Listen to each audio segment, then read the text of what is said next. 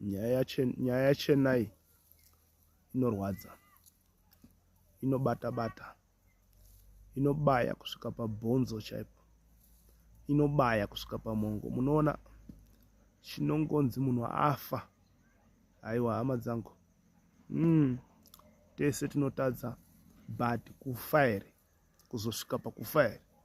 Haumana, kutaurirana pane dzimwe nguva kwakanaka, kutaurirana kwakakosha, uye ukazwawo munhu ati sori, akumbira ruregerero, sunurawo mwoyo wako. Kuregererana kwakakosha. Bhaibheri rinoti kana muchida kuzoregererwawo imimi, regereraiwo vanokutadzirai, ndokuti Mwari aone kuzokuregererai. Idzi n'anga idzi ngatisiyanei nadzo idzi n'anga idzi ngatinzwei mwoyo apa. Kamwana kaya katadiwa kaya